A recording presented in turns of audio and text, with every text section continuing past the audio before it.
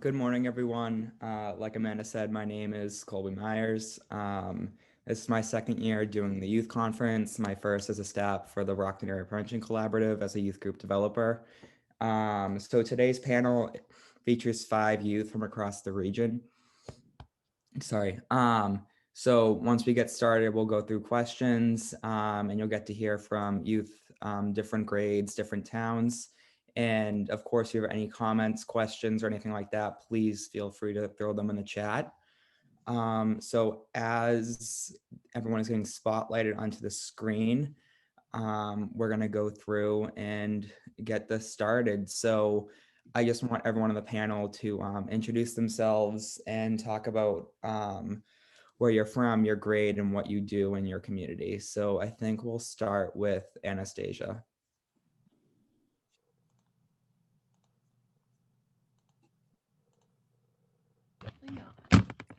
Can everyone hear me? Okay. My name is Anastasia. I'm a junior this year. I'm the president of the SAD Club at Taunton High. I've been working in the community since freshman year in different clubs. And this year we launched the Green Bandana Project, which I'll end up talking about later. Next, I'm gonna have Justin introduce himself. Great. Everyone hear me? I think so. All right. Hello, my name is Justin Gates. I go to Plymouth South High School. I'm a junior this year, and I've been helping the Plymouth Youth Development Collaborative with marketing since January. And it's just a really fun experience so far. Sarah, do you want to go next? Sure. Hi, everyone. I'm Sarah Pettit. I'm a senior at Bridgewater Rainham. I've been a part of Bridging Lives since last year during March. I'm a board member there. And I've also been on this youth planning committee for the last few months. I also foster kittens in Rainham, and I'm really looking forward to today's panel. Awesome. Tyler, I'll have you go next. Hi, everyone. My name is Tyler, and I'm a senior at Southeastern Regional. I participated in the Photo Voice project for the second time this year in partnership with the Brockton Area Prevention Collaborative. And yeah. All right, and then we'll finish off with Lucy. Hi everyone, my name is Lucy Nixon. I am a senior this year and at Hanson. And I've been the president of SAD for the last 2 years at Whitman Hanson, and I'm excited to be here. All right, awesome. So we'll just jump right into it.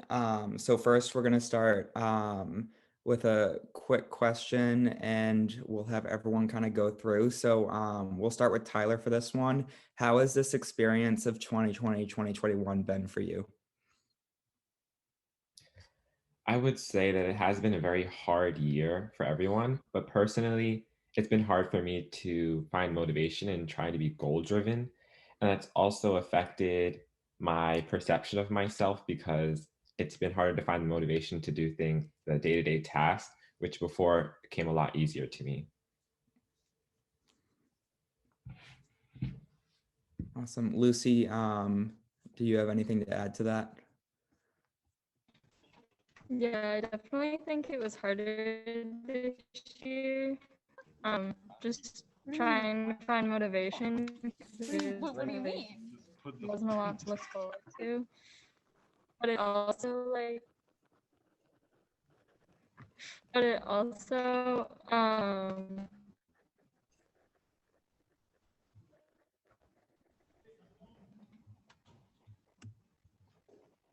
everyone hear me? It's a little scratchy when you come through. If everyone who is not on the youth panel can shut their camera off, we can probably hear Lucy better because of technology. I don't really understand why, but it works. So if everyone can shut off their camera if you're not on the youth panel. Can everyone hear me now? Yes. Is it like scratchy? Okay. Better. Okay. So I definitely think this year was harder to find like motivation for just everyday tasks, but it also I felt made me find like priorities and like what really matters to me in life and like helping find priorities through senior year. I don't know if that makes any sense, but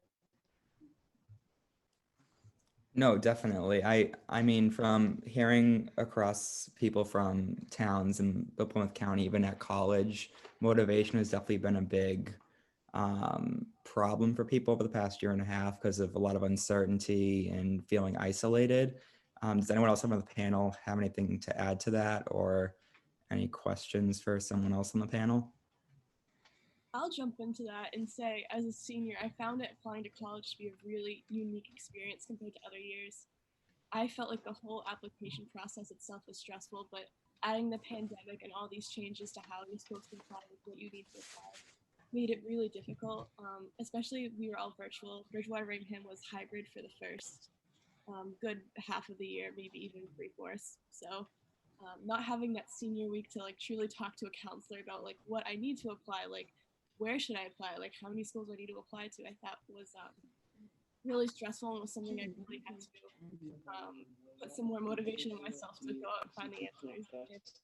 The year was difficult, but I'm hopeful that it's gonna get better soon. Yeah, definitely. Does anyone else have anything to add to that? All right, we'll keep moving on then. Each one of you has brought about different and similar experiences over the past year and a half. And an important topic that this time is brought up is the impact these experiences have had on an individual's mental health and well-being. So if next, I just want to get into talking about how the past year and a half, so 2020, 2021, affected everyone's mental health and well-being. One thing that I realized throughout this school year was the presence of anxiety that comes with the way we were learning in the educational setting. Remote learning brought a lot of anxiety for me, especially because I'm normally the person that sits in the back of the classroom and kind of, it's quiet. But when you're online and you're doing Zoom, everyone kind of has like that front row seat to what the teacher is saying with their cameras on and their microphones unmuted. So that really unnerved me in a way. And it definitely took me a while to get comfortable and acclimate to like the new setting and how that was going to work.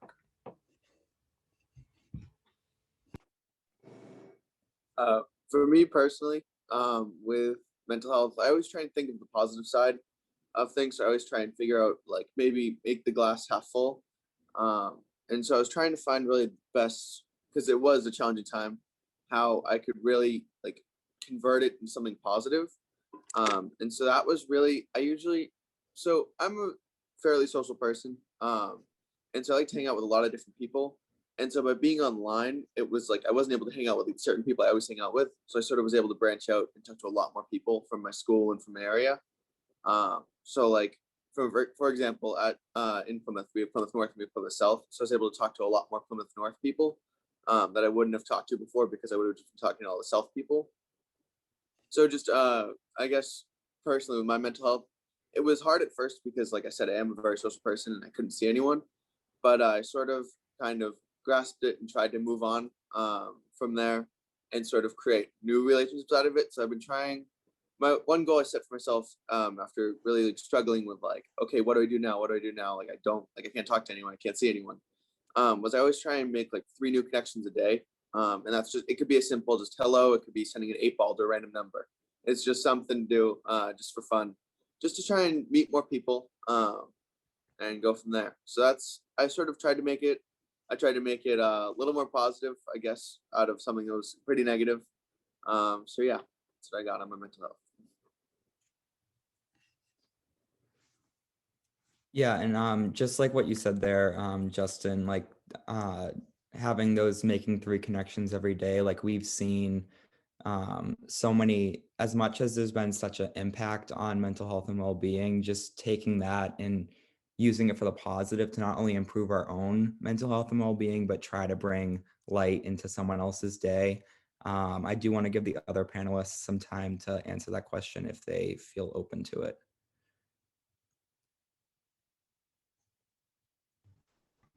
can I go? Is that all right? Yep. Okay. I think it really I don't know, my mental health kind of staggered, but I loved like how Justin said to find the positive instead of the negative, because I tried to do that with hybrid school. Like, okay, I got to see my friends for 2 days and then I got to sleep in for 3 days. So like to me, I was just trying to look for positives, which really helped.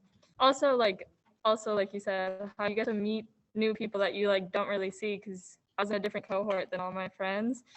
So it forced me to make new friends, which was honestly awesome because it was my senior year. So like to be able to meet seniors I have never even talked to before was really like fun and exciting. Yeah, I agree with you, Lucy. I thought this was so cool that we're able to do this whole conference over Zoom, because like I never would have met you guys otherwise.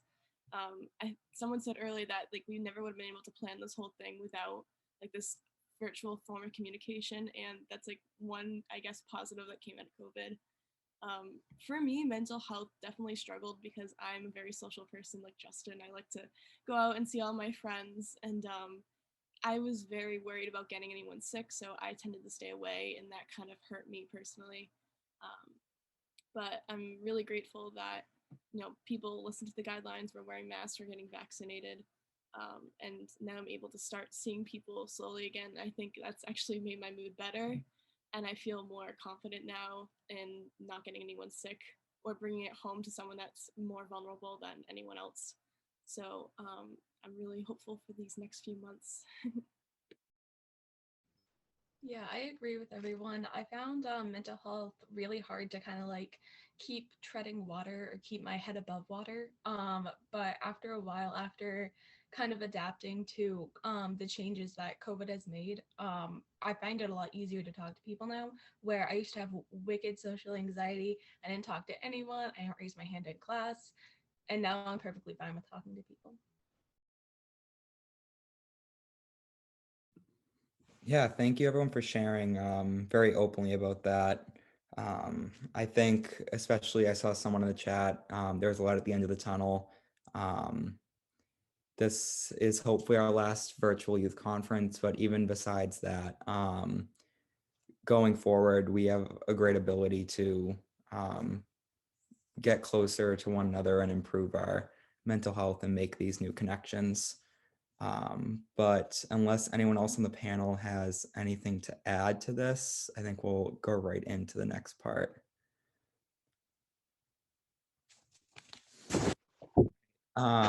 So one big topic and stressor that we have faced over this time has been brought up by a few people so far is the large effect on mental health due to being isolated, experiencing loss, facing a large change, and so much more from the COVID-19 pandemic.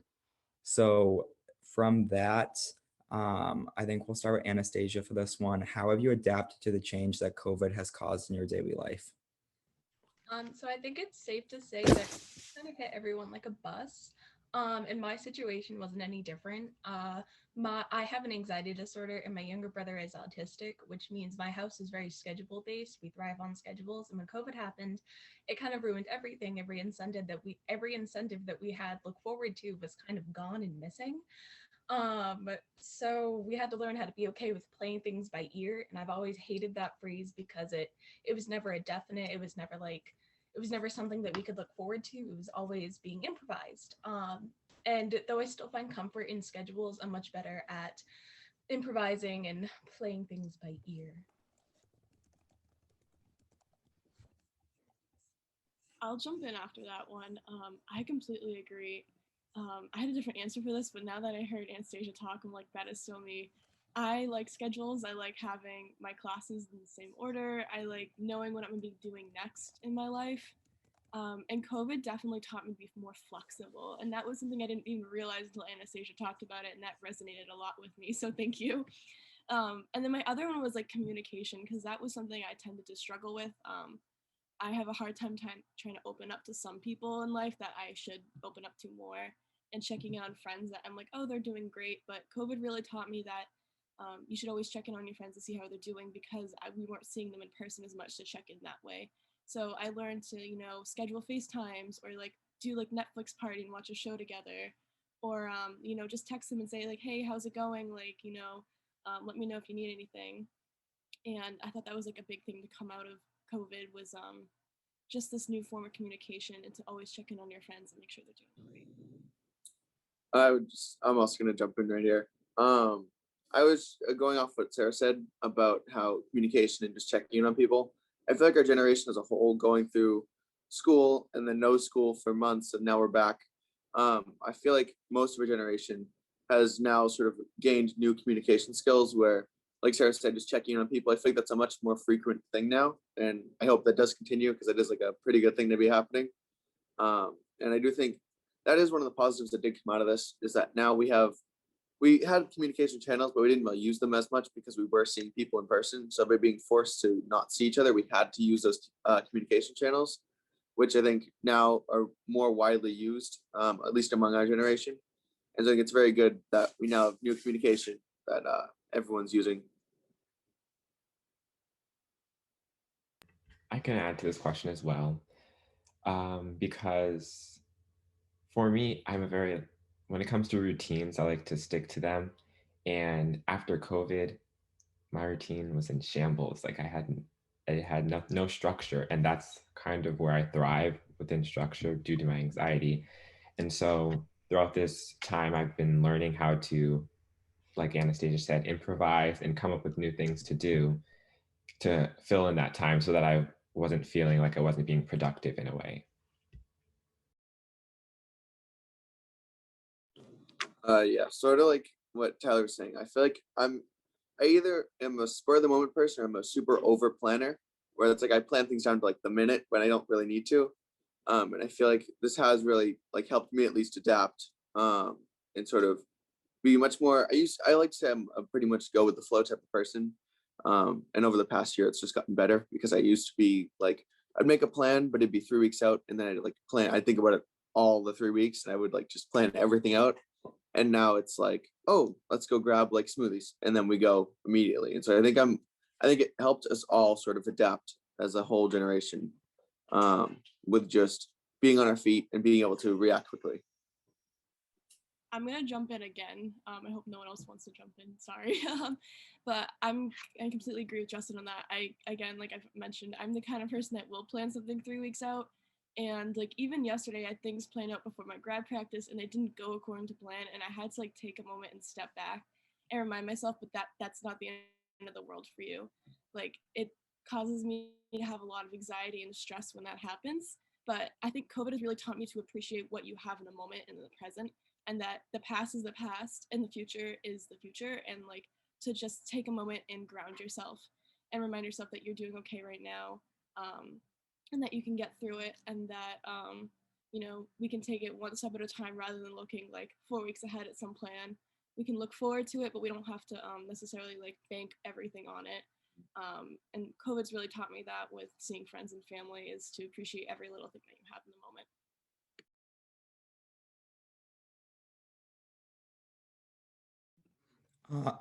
Oh, sorry, Lucy, do you want to go? Yeah, just super quick. From Sarah's point of like appreciating the little things, I honestly think like as challenging as this year was, appreciating the little things I feel came a lot better, because like once stuff started opening up and you got to appreciate seeing a friend that you haven't seen, or like just like the little things, like I don't know, I found a new skill of appreciating little things, which is really nice.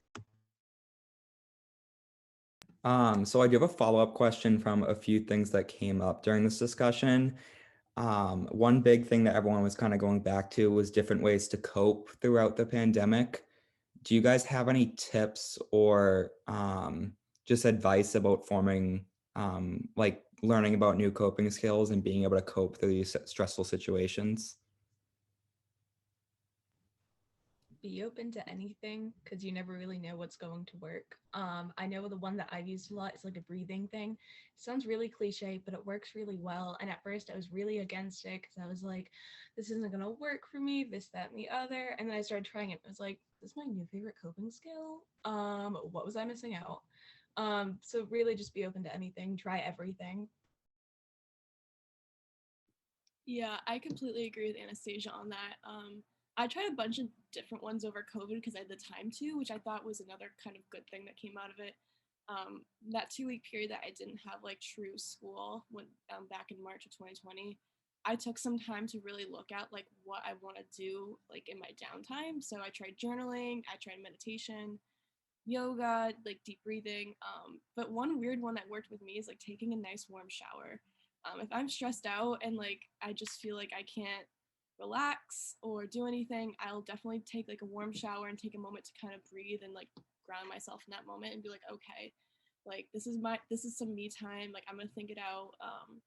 I'm doing good, and kind of that positive self-talk and motivation, and tell myself that I'm perfect the way I am. I'm worth it. We can do it, and we can push through what's ahead of us. Sort of going off what Sarah said, I feel like with the whole quarantine, I do have a big family in my house. At least there's about 7 of us, I think, and so we constantly there's always something going on, always butting heads. And so my best thing I took out of it with coping was what I would do is I would just I have like I said earlier, I'm a social person, so I talk to a lot of people. And so what I would do is I would just write everything that I was getting angry about or annoyed about in a text message.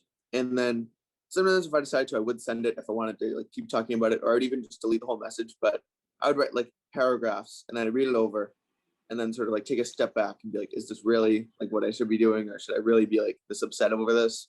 That sort of helped me cope. Yeah. I feel like I had another point. I just cannot think of it at the time. So if it comes back to me, I'll unmute again.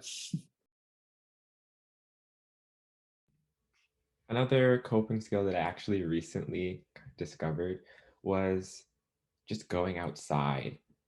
A couple weeks ago, I was going through something, and my family members were telling me that I should just get fresh air and walk outside, go for a walk, or just sit out there and do schoolwork even.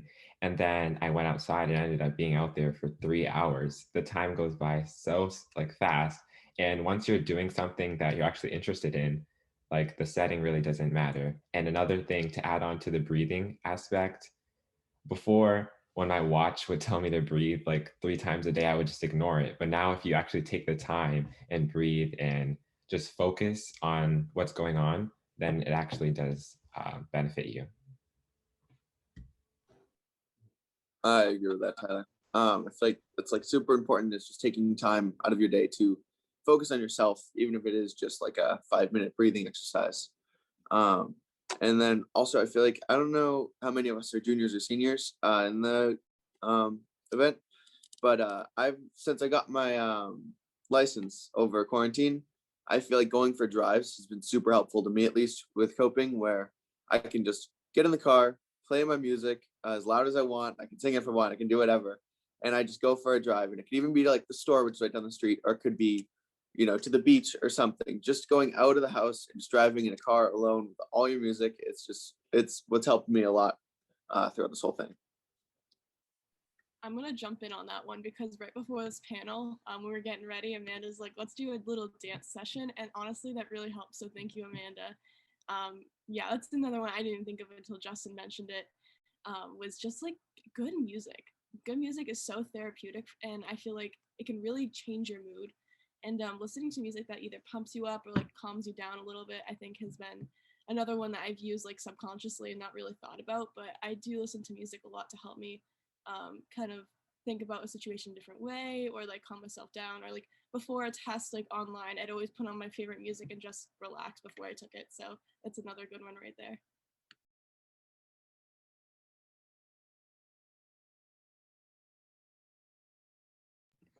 All right, unless anyone has anything to add, I do want to keep on moving. So, along with COVID, we have seen many stressors and have experienced so many different impacts in our life throughout this time. Looking at these many stressors and impacts, there's been a great ability to create a positive change with our new perspectives on life, as we have adapted to the many changes that are facing us. So how do you take action in a meaningful way now with this new perspective? I feel with the whole online era, we're kind of forced to just talk online. And now I feel our generation is notoriously known for being afraid to call the doctor, but we can or we're afraid to even order pizza. And I feel now after this whole thing, I can send an email without even thinking about it. I can call anyone really. And I've got like, for example, like my friend's birthday's coming up, and so I would go on Instagram and I would just DM celebrities, and I was like, oh, can you send them a birthday message? And I got one yesterday, and it's one of those things where it's just now I'm like not afraid to DM anyone because everyone has access to Instagram and other like social medias, and so I feel like from this I've just like a new skill I guess I've gotten is just putting myself out there because I feel like I've gotten so much done this past year through emails, through phone calls, through like DMs. Um, and I feel like that is like the most meaningful way, at least personally, to sort of crush this. I watch a lot of Netflix, like I'm a big Netflix fan. And I noticed I was like staying up super late and I was just waking up later than I should have been. And it was just because my eyes were so strained from watching that. And if like another skill I sort of picked up is now, like Sarah was saying before with the music, I've noticed I listen to a lot more audio based entertainment rather than films. So now I like listen to music much more. I just put it on the speaker whenever I go in my room. I got podcasts. I feel like I listen to a lot more than watching because, and now I've seen a positive change where rather than staying up till 2 a.m. watching like the next episode of Netflix and just binging shows every single night, I now can sort of fall asleep to the music. I can fall asleep to the podcast, and I don't really get like upset because it's always there. Just watch it again, but it's not as straining as it is watching TV.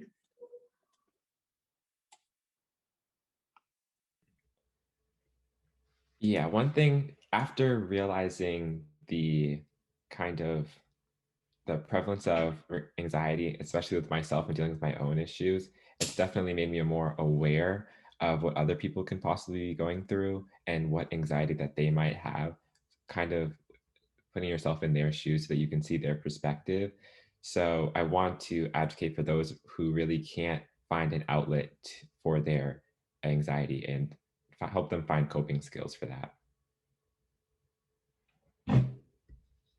I agree with Tyler. That is definitely one thing that came out of this pandemic was you had the time to kind of look around you and be like, wow, like what is everyone else going through?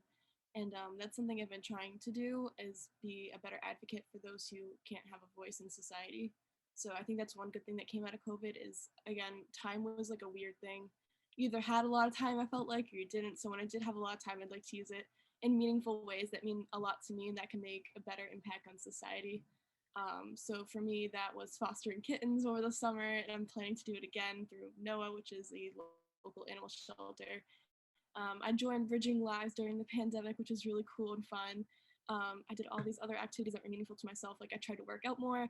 I tried to read books that I liked. I tried to journal and like spend more times with people that make me feel good. Even if it's just in the virtual format, is just connecting myself with those around me.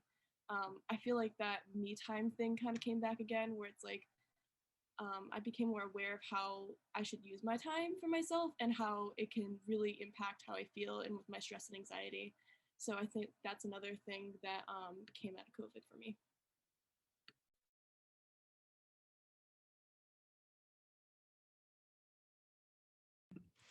All right, I think that's a good spot to transition right into our next part.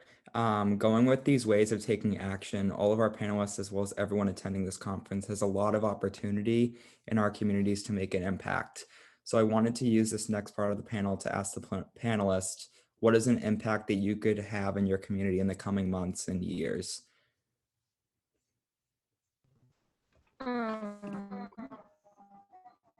So one way I think that I could have an impact is I'm sort of kind of leaving the Whitman-Hanson community and I'm going to Suffolk University for college. So I feel that going into a new community, I feel I could just take my ideas that I had from COVID that I wanted to do so bad and I can actually put them into action within a new community, which I think is really fun. And then I just feel that being involved in my new community will be more impactful, like getting to know people I've never met and just coming up with ideas together to just put stuff into action will be really impactful. I kind of took this question in a different way. So I'm the president of SAD Club and I was elected last year. So I kind of got like a jump start on like what I wanted to do. Earlier I mentioned the Green Bandana Project, and for those of you who don't know, the Green Bandana Project is kind of to put like a face or a color to a cause. It's to end the stigma and kind of just like stand together, like flood the school green. So kind of just to end the stigma, and that was always like my big thing is that I always want to end the stigma. I want to like give awareness. So next year I'm hoping to be president again of SAD and of other clubs that I'm going to help kind of mash together and continue to reduce stigma, get more information out there, because I feel like information is power. More information, you can help more people. I'm so proud. Yeah. Oh, sorry. Go ahead, Justin. I feel like going off what they were both saying about how like making a change in the community, and like sort of what Lucy was saying how she's moving on to Suffolk. I'm hoping to go to Florida for college, hopefully next year because I'm a junior right now. And so I'm really just trying to make the most out of being here now and trying to make the biggest change in the community I can before I leave. Just sort of like leave something behind. Just that like, I don't know, I guess just like I have like a name in the community, I guess. And so that's been through like PYDC. I've been helping them with marketing. I've been talking to a lot of local business owners and stuff like that, as I am a big business marketing person. So I have been reaching out to everyone over the community, and I've worked several different restaurants. So I'm sort of just, like I said, with the 3 connections, I'm just building connections throughout the whole community right now. And so that's what I hope that by the time I do go off to college, I'm satisfied with what I did here, rather than being like, oh, I wish I did this, because I just don't like the winter. So I hope to be in Florida and stay in Florida rather than coming back to do stuff like that again. But I'm hoping that what I do now is going to be meaningful enough for me to be satisfied when I do end up going. I love that, Justin. That's great. I kind of have a similar perspective in the sense that I want to leave a legacy behind with Bridging Lives. Like, one of the great things that we did this year was get Hey Kiddo out as a junior, I believe sophomore, junior, senior reading book. I'm not sure if that's 100% correct, but that was one book that we read as a chapter, and that was super impactful. It's a great graphic novel, and I recommend it to anyone who would like to read it. And I think that's one way we left behind our legacy. And there's some other projects that we didn't get to do just because of COVID, like Sticker Shock. And there's other fundraisers that we would like to do in person as well. But going forward, I'm going to Boston University, so I'll be in the city with Lucy. I'm really excited. And there's some different clubs that I've already been kind of following, like the BU Mental Health Club, there's Sexual Assault Awareness Clubs that I'm definitely following and looking to make an impact in BU. I love my school, but there's always needs to be changes in the community that surround it. So I'm really excited to get in there as a freshman and start helping those around me make an impact.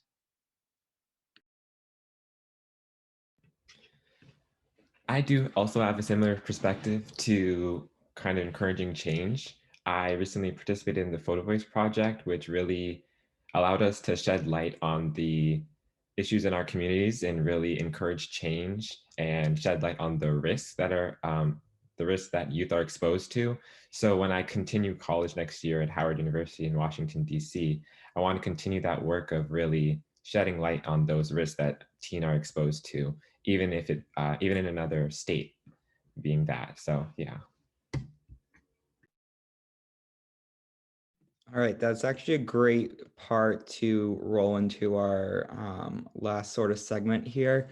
I wanted to ask each panelist about the advice they would tell themselves as a freshman, now being able to look back on where they are now. So we're going to start with Sarah for this one and just go right down the line. This one honestly took me a while to think about because I think there's so many like little things here and there, but I think it's be true to who you are and to take care of yourself. I tend to be a people pleaser. I tend to do things for other people, but COVID really taught me and allowed me to look back and reflect upon when I was a freshman and to do things for myself sometimes and to make sure I'm taking care of myself. Like, fill your cup before you can fill anyone else's. And being true to who you are, I think, is really important because when you're a people pleaser, sometimes you tend to change yourself around the presence of others so they like you. And I feel like that can allow you to feel a little bit more lost about who you truly are and what your values are. So I think being true to yourself as a freshman and coming in with this mindset that I am who I am and that's perfectly fine the way it is, and that you love yourself, who you are, and that you're willing to change yourself for the better, but you also understand that you're not perfect and that change can be good, but also the sense that, you know, you can be yourself and that you shouldn't be ashamed of who you are.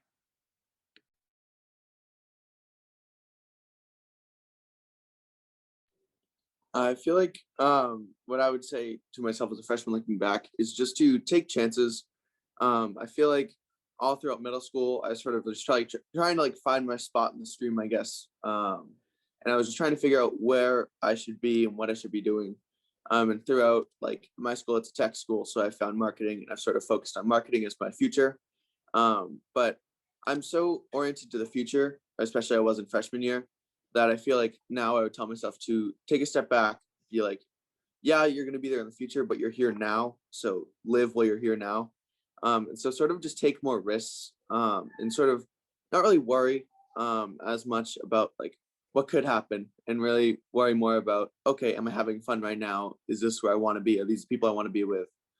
And sort of like, I would be, I've always been a social person, but at some like throughout middle school, I would be sort of like, oh yeah, maybe I'll go to your birthday, maybe I'll do this, maybe, but I never really said yes or no. And I feel like now, no matter what, like what the event is, I'm always there. Could be with one person, could be with like 20 people. I'm just always going to these events because I know that I'm gonna, if I don't go, I'm just gonna miss out on what could have been really fun. And so throughout freshman year to now, I just would tell myself to just go for it. Just do everything that everyone asks you and just kind of like, not even like if someone asks you like favor after favor after favor, maybe be like, maybe, but like social events and stuff like that, just go for every single one of them that you get because it's going to be worth it in the end. Worst case scenario, you have a bad night, you go home, sleep it off, and then you're ready for the next one.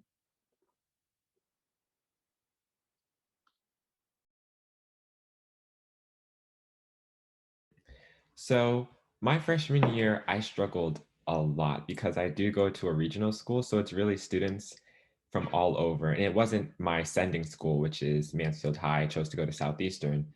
And since I was a new setting, I had to meet all new people. And for me, who's really into routines, that was a struggle. And on top of that, I definitely had a lot of trouble kind of wanting to please everyone and kind of create this image of myself that I believed everyone wanted me to be. But now I do realize that there's a lot of benefits to just living authentically and being yourself. So I wish that I knew that my freshman year, because then that would have allowed me to grow a lot farther than I have now, which it's okay. No, I totally agree with Tyler. So if I could tell my freshman self anything, there would be multiple things that I would want to like say. But one of the biggest things is like be authentic. Nobody's actually judging you, no matter how hard you think that is. Nobody's actually judging you. If anything, they're going to praise you for doing so many things, actually having a voice, doing things that they were afraid to do. Nobody's actually judging you. They're going to be proud of you. They're going to want to be your friends. Don't be scared to try anything, try everything. I love everything that everyone said. It was just honestly like all the advice put into one. But for one thing that I wish I told myself as a freshman, I used to stress about the most tiny assignments on the planet. If I didn't get like a perfect score, I was freaking out. And one of the things I'd tell myself is to not stress about those tiny little things. Like one bad test rate isn't gonna not allow you to go to college. Like it's okay to mess up one or two times. And another thing would just be to enjoy the football games, enjoy the basketball games, enjoy the rallies, because you only get them for these 4 years. And like to be able to do them for these 4 years, you should just like really take advantage, go all out for those spirit days, because you only get them for 4 years. You might as well make the most of them. All right, thank you everyone for sharing for that question. I want to take this last few minutes if anyone attending the conference has any questions in general or for the panelists specifically, if you can drop it in the chat. If not, I know Kelly's keeping an eye on the chat, so if you do, drop it in there. But this was a great panel. Thank you everyone for sharing honestly and openly. Oh, here we go. Colby, I Do you have I'll Yep. let you know some questions if that's helpful, so you can keep your eye on the crew. But do you have any advice for kids who have been remote this whole year that are coming back next year? So they haven't been in school for the year and they're coming back in person. Any advice for them? I'll take on this one. I think for BR, because we transitioned back into full in person around April, it was difficult. I'll completely agree. My sleep schedule definitely changed because I used to sleep in the mornings, not the best habit. But I think it's to take it easy on yourself in the beginning and like forgive yourself for making those mistakes. You know, remind yourself that your mental health matters, and in the sense that, you know, take a deep breath and ground yourself in the moment. It can be a difficult transition, but you always have people around you to talk to. Like, you have guidance counselors to talk to. If you're ever worried about anything, you can talk to your teachers, I'm sure. Reach out to friends and family if you're ever feeling uncomfortable with anything. And again, take care of yourself too. You don't have to always be perfect and like to your 100% all the time, you know. So take it easy on yourselves, and good luck for next year. I like to add on to the answer for that question.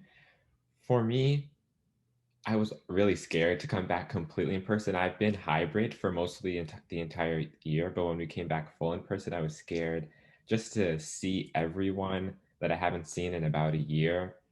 And one thing that I can say is that you should be optimistic about it, because I was scared at first, but then when I realized that I got to meet and kind of reconnect with so many people that I had lost touch with over the pandemic, it actually was a lot of fun. And I really had realized how much I missed seeing these people daily.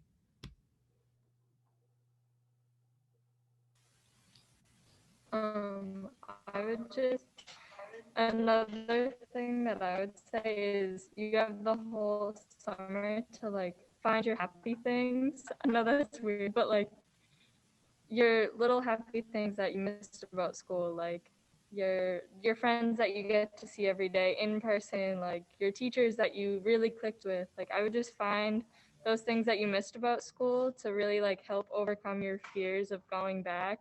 So then when you get there, you're just focused on the things that you missed and like get to really sink in and enjoy it. I think that's we're going to wrap it up. Just to get back on time, I want to thank Anastasia, Tyler, Lucy, Justin, and Sarah again for being on this panel and answering questions and being so real with your answers. But I'm going to now hand it over to Gabby to keep this rolling. Thank you, everyone.